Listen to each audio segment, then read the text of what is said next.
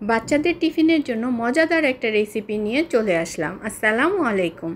আমি আজকে যে রেসিপিটা নিয়ে আসছি সেটা হলো কাঁঠালের রেসিপি। খুবই মজার এই কাঁঠাল কেকগুলো আপনারা বাসায় কিভাবে বানাতে পারবেন তার সহজ একটা রেসিপি দেখিয়ে দিচ্ছি। প্রথমে আমি এখানে 4-5টা কাঁঠালের কোয়াকে ব্লেন্ড করে নিয়েছি। অবশ্যই বিচিটা ছাড়িয়ে নিতে হবে কিন্তু। আমি এখানে 1 বাটি চালের গুঁড়া নিয়ে নিলাম আর 1 বাটি কাঁঠালের যে পিউরিটা তৈরি করেছি সেটা একসাথে ভালো করে মিক্সড করে নিচ্ছি। মাত্র 3টি উপকরণে আপনারা এই মজাদার কাঁঠালের কেক রেসিপিটা বাচ্চাদের টিফিনে বা বড়দের চায়ের সাথে বানিয়ে খেতে পারেন। খুবই মজার কিন্তু। এখন এর মধ্যে দিয়ে দিচ্ছি লবণ। আমি এখানে 1/2 চা চামচ পরিমাণে লবণ ব্যবহার করেছি।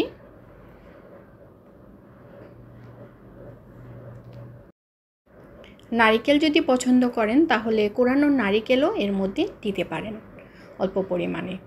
তো আমি এখানে ভালো মতো নেড়েচেড়ে মিক্সড করে নিলাম। এখন এটা রেস্টে রাখার কোনো প্রয়োজন নেই। আমি চলে গেলাম সরাসরি কেক বানানোর জন্য। কেকগুলো যেহেতু আমি স্যান্ডউইচ মেকারে তৈরি করব, স্যান্ডউইচ মেকারটা অল্প করে গরম করে নিলাম আর এর মধ্যে দিয়ে দিচ্ছি তেল, সয়াবিন তেল। আপনারা এখানে সয়াবিন তেলের পরিবর্তে ঘি বা মাখনও ব্যবহার করতে পারেন। ভালো করে একটু ব্রাশ করে নিলাম।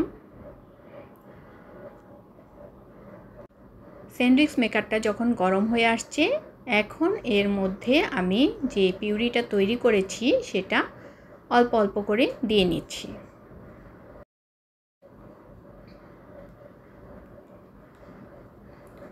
শেপটা সুন্দর মতো আসার জন্য আমি আরেকটু করে নিয়ে সুন্দর করে শেপটা তৈরি করে নিচ্ছি স্যান্ডউইচ স্টাইলে। আর সম্পূর্ণ যেন ভরে যায় সেই জন্য একটু চামচ দিয়ে ছড়িয়ে দিচ্ছি। এই যে দেখেন, দেখলেই আপনারা বুঝতে পারবেন খুবই ইজি আর খুবই অল্প সময়ে এই কেকটা আপনারা তৈরি করে নিতে পারবেন। তো আমি এখন ছেড়ে দিলাম 5 থেকে 7 মিনিট সময় ধরে। 5 মিনিট পর আমি একটু খুলে চেক করে নিব যে এটা হয়েছে কিনা। হয়েছে, তারপরেও আরেকটু কালার আসার জন্য রেখে দিলাম আরও 2 মিনিটের মতো সময়। 2 মিনিট পর এই যে দেখেন উপরটা খুব সুন্দর করে ব্রাউন কালার চলে আসছে আর মোটামুটি কেকটা তৈরি হয়ে গিয়েছে। এখন একটা প্লাস্টিকের চামচ বা স্প্যাচুলার সাহায্যে আমি কেকগুলো তুলে নিচ্ছি। এরকম করে আমি পরবর্তীতেও আরও কয়েকটা বানিয়ে নিয়েছি। যতটুকু ডো আমি বানিয়েছি সেটা দিয়ে মোট 8টি স্যান্ডউইচ হয়েছে। আপনাদের আরও বেশি বা কম হতে পারে।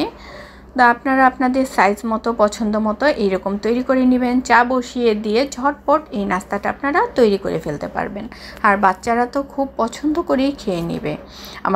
আমার এই সহজ রেসিপিটা আপনাদের যদি এতটুকু উপকার আসে প্লিজ একটা কমেন্ট করবেন। আর ভালো লাগলে ফ্রেন্ডস অ্যান্ড ফ্যামিলির সাথে শেয়ার করতে ভুলবেন না।